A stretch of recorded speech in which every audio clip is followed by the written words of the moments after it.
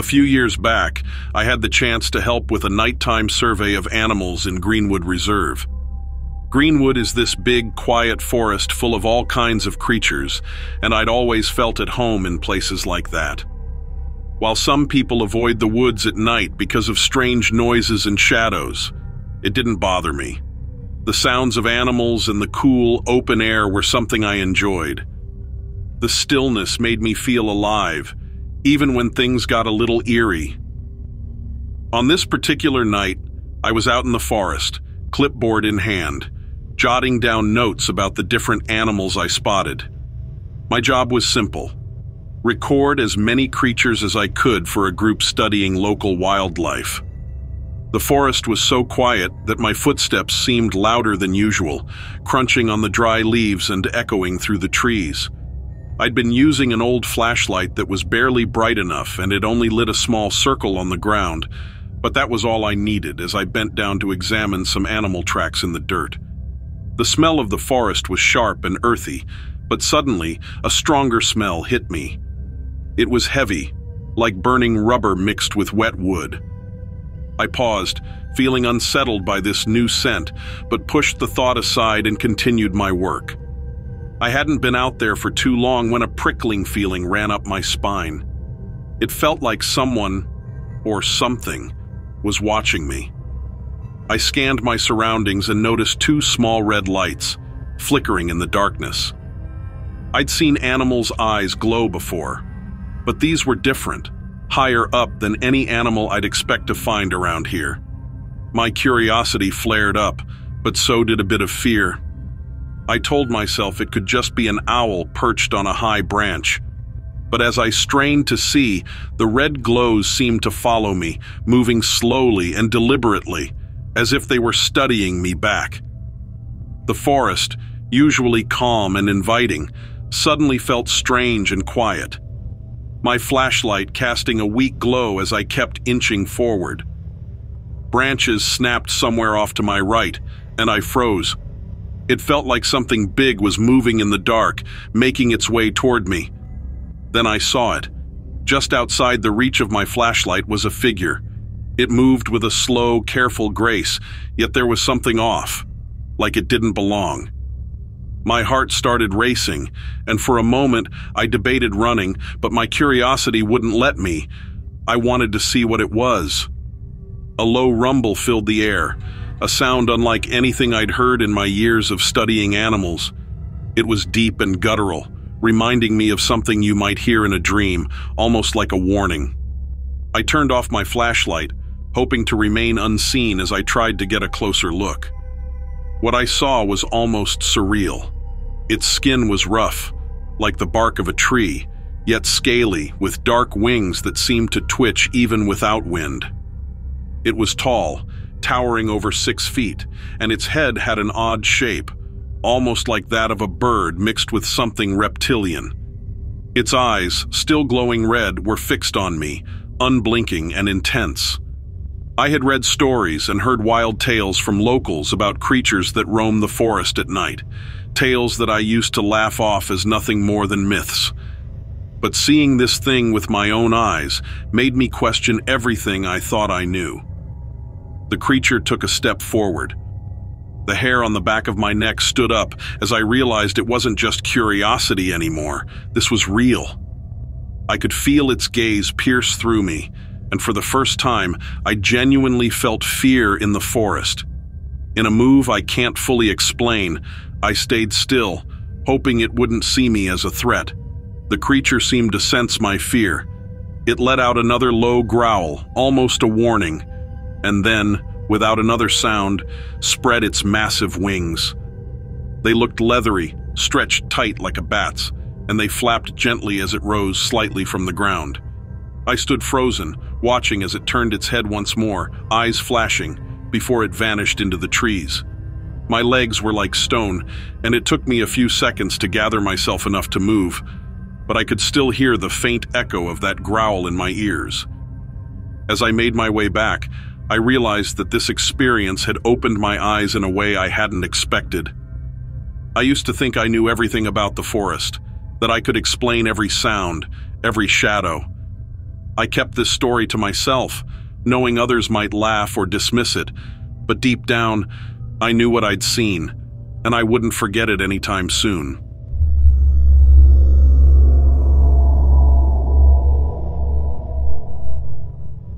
The car hummed along a quiet, snowy road as my spouse and I drove back home. We'd just spent a few days in their hometown, a small, familiar place where their family had deep roots. Since their parents passed, coming here had become something of a comfort, a way to hold on to pieces of what once was. Our visits happened twice a year, like clockwork. Besides the memories, my spouse enjoyed bringing home things unique to their state. Treats, spices, and little treasures you just couldn't find where we lived. We often spent afternoons by the family home, fishing in the slow-moving river behind it, though this time the weather had other plans. The wind was wild, snowflakes swirling and piling up fast, so we never even got our fishing lines in the water. Still, I brought the bait home for our grandkids' turtles. We were back on the road now, surrounded by endless fields that stretched as far as you could see, blanketed in white. The snow covered everything, from the roads to the fences and even the sky, making it hard to tell where one ended and the other began. The world felt frozen and empty. But there was something out there, something strange. At first, I thought my eyes were playing tricks on me. Off in the distance, something moved, someone, walking alone. My spouse fell silent too, watching as we slowly approached. This figure stood tall, dark, moving against the wind with surprising determination. As we got closer, more details came into focus. The person wore a pointed black hat and a dark blue shawl, which whipped around in the wind.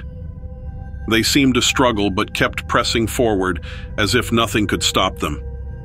I couldn't help but wonder why anyone would be out here, alone in this weather, in the middle of nowhere.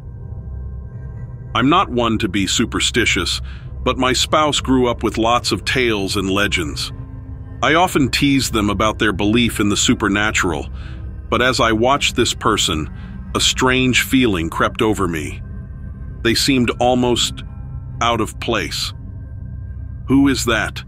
my spouse whispered, a note of worry in their voice.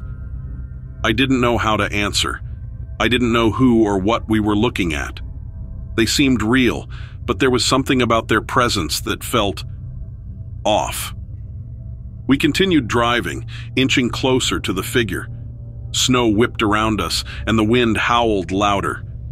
The closer we got, the more I felt like I had to see their face. There was an urgency to it, an instinct I couldn't explain. My spouse must have felt it too, because suddenly they whispered, "We need to see them. We just have to." As we drew nearer, I leaned over to peer through my spouse's window.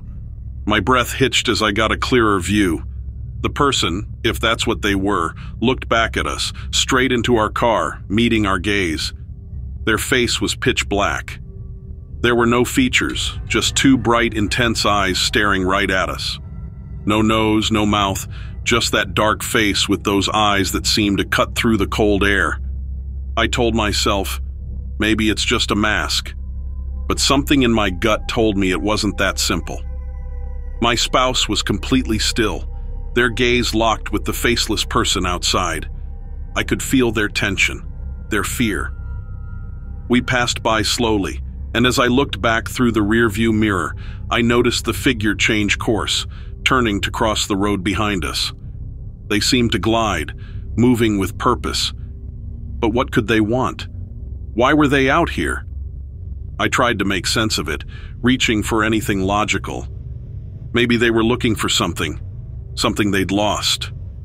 Or maybe they were after roadkill or something ordinary like that. I didn't want to think too deeply about it. I wasn't one to believe in the supernatural after all. But just as the figure reached the other side of the road, they vanished. I blinked, squinting to see if maybe they'd just wandered out of view, but there was nowhere to go. The land around us was flat and empty, and the snow stretched on endlessly. We sat in silence, staring at the blank spot where they'd just been. Did you see that?" I asked, my voice barely a whisper. My spouse nodded, eyes wide, face pale. Neither of us had any answers. Who were they? Where did they go? Why did they look at us like that? The questions swirled, each more impossible than the last. We drove the rest of the way in silence, both of us trying to shake off the memory of those eyes, that faceless stare. I told myself it must have been some trick of the light, or maybe even my own imagination. But deep down, I knew it wasn't that simple. I don't know what we saw that day, and maybe I never will. All I know is that I can't quite forget that feeling, the cold chill of those eyes watching us, and the haunting silence that followed.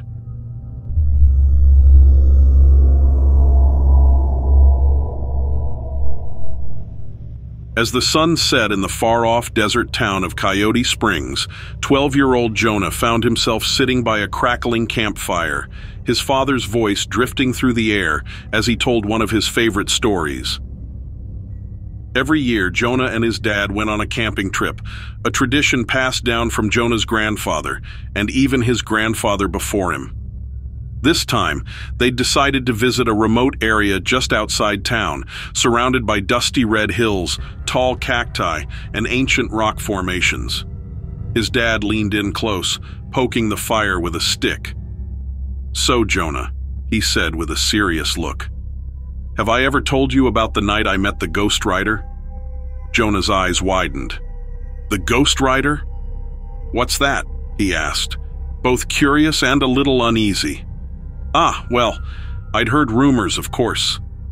But this was something else entirely," his dad began, settling down for a story that would be remembered for generations. Jonah's dad had been around Jonah's age, maybe a little older, when he first camped out alone in the desert. Back then, the old legends were still shared around campfires, stories of mysterious desert spirits and creatures lurking just out of sight. Jonah's dad was an adventurer at heart, just like Jonah, so the thought of meeting something unknown excited him more than it scared him. He had planned his trip carefully, bringing along all the essentials, even though the dusty pickup truck he drove was held together more by luck than anything else. The stars were just beginning to show when he parked near a crumbling canyon where he'd planned to spend the night. He unpacked his things, started a small fire, and settled down, ready for the night ahead. In Coyote Springs, the quiet was never total. Even at night, there were always the distant sounds of coyotes or the faint hum of a car far off. But in the desert, the silence was deep, like stepping into a different world entirely. He was alone with the desert silence and the stars above. As he lay there watching the firelight dance on the canyon walls, a strange feeling crept over him. It was as if the quiet was hiding something waiting just beyond the circle of light cast by his fire. He shook it off, convincing himself it was just his imagination. After all, his father had told him stories like these when he was young too, stories about shadowy figures that guarded the desert. But just when he was starting to relax, he noticed something odd out of the corner of his eye. A faint glow in the distance, a dim, eerie light moving along the canyon's edge. His breath caught as he squinted into the darkness, trying to make sense of what he was seeing. Jonah was leaning forward now, completely captivated. Was it the Ghost Rider? His dad chuckled softly. "I didn't know yet, but I was about to find out." At first, Jonah's dad thought it might be another camper, someone walking with a flashlight or lantern. But as the light got closer, he could see it wasn't moving like a person. It floated and flickered like a flame, moving in a strange, unhurried way, almost as if it had a mind of its own. When the light reached the edge of his campsite, Jonah's dad could make out a shape, a figure cloaked in shadows, wearing an old, wide-brimmed hat and a coat that seemed to shift and sway as if caught in an invisible wind. And then, he saw its face. Or rather, He didn't. The figure's face was hidden, covered entirely in shadows, except for a pair of piercing eyes that glowed with an otherworldly light. They looked straight at him, unblinking, and he could feel their intensity like a weight on his chest. Jonah's dad sat frozen, unable to move. He'd heard tales of spirits who guarded these lands, of protectors who appeared only to those who dared to disturb their peace. But the Ghost Rider didn't move closer. Instead, it simply watched, its eyes steady and unreadable. Jonah's dad felt an urge to run, to leap into his truck and drive until he reached the safety of town, but something held him in place. Summoning every bit of courage he had, he managed to speak. I didn't mean to disturb you," he said, his voice barely a whisper. "I'm just here to spend the night. I'll leave in the morning." To his surprise, the figure nodded, almost as if it understood. It didn't speak, but there was a shift, a softening in the air around it. Slowly, the Ghost Rider turned, its form melting back into the shadows, and the strange light faded as it moved further away, blending with the darkness until there was nothing left but the quiet desert night. Jonah let out a breath he hadn't realized he was holding. "Did you ever see it again?" His dad shook his head. "Nope. That was the first and last time. But from that night on, I had a new respect for these lands. There are some things we can't explain, and maybe that's okay."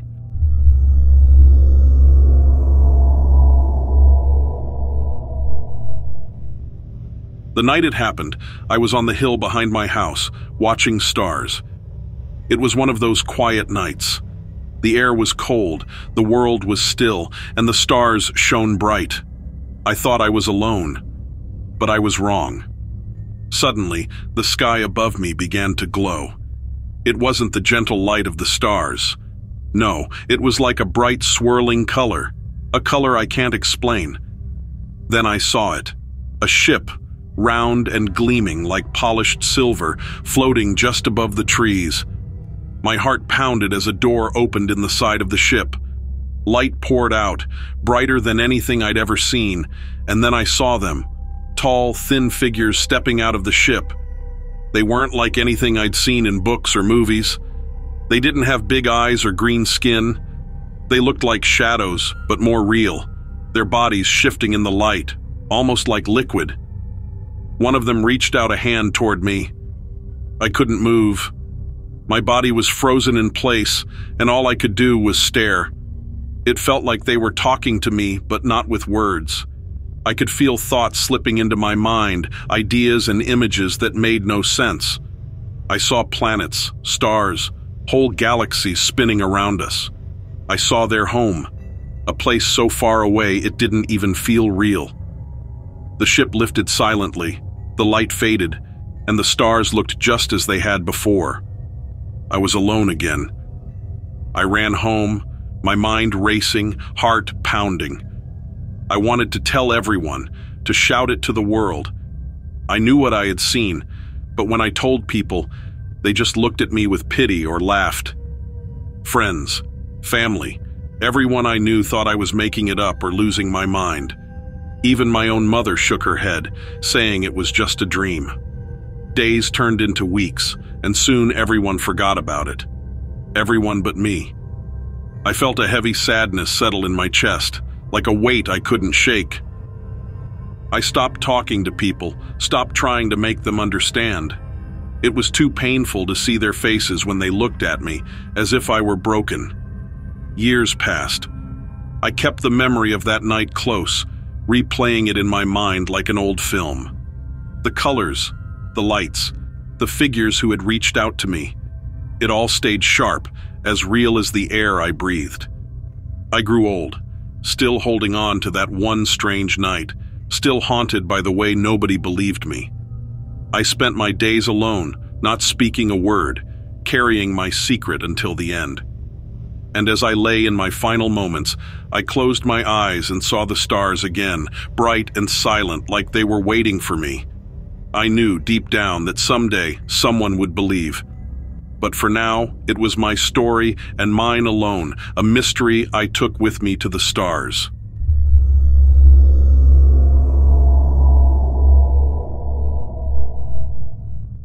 In the misty hills of northern England stood a castle known as Blackwood Keep. This wasn't the kind of castle people visited for fairy tale dreams or historical wonder. It was a place whispered about in quiet voices and feared by locals. Many said that those who dared to enter would feel the eyes of spirits following them, as if the castle itself wanted to scare away any trespassers. But one man didn't believe the tales. Nathaniel Finch, a lone ghost hunter, had traveled far and wide in search of spirits, but none of his hunts had truly frightened him. To him, ghosts were simply lost souls. He believed that they rarely meant any harm. So, when he heard the stories about Blackwood Keep, he packed his equipment without a second thought and set out on a foggy autumn night to explore the castle. Nathaniel arrived at the castle just as the sun was setting. The air was damp, the fog thick and heavy, making it hard to see more than a few steps ahead. The castle loomed above him, its dark stone walls covered in vines and its windows shattered as if no one had cared for it in centuries. He paused for a moment, feeling a strange chill down his spine, but he shrugged it off and walked through the iron gate. The entrance hall was dark and silent, the only sounds being his own footsteps echoing off the cold stone floor. He switched on his flashlight, revealing dusty tapestries on the walls and broken furniture scattered across the floor. Every creak of the floorboards seemed to echo through the halls. Nathaniel began setting up his equipment. He placed a voice recorder on an old wooden table, hoping to capture any whispers from the past. Next, he held up his camera, carefully scanning each corner of the room. But all he saw were shadows, twisting and bending as his flashlight moved. As he moved deeper into the castle, he began to feel uneasy. It was as if the castle was watching him, each step feeling heavier than the last. He found himself in a large room that might have once been a grand hall. The walls were lined with suits of armor, and in the dim light, they looked like silent guards, their hollow eyes staring back at him. He decided to ask a question, breaking the heavy silence. "Is there anyone here who wishes to speak?" His voice echoed in the room, but there was no answer, only silence. He turned off his flashlight for a moment, letting his eyes adjust to the dark. That's when he saw it, a figure standing at the far end of the hall, just out of reach of the moonlight.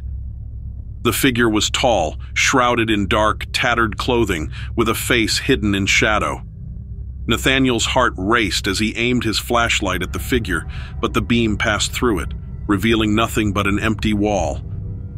The figure seemed to dissolve, slipping back into the shadows. Trying to steady his breathing, Nathaniel forced himself to remain calm. He whispered, "Show yourself," but immediately regretted it.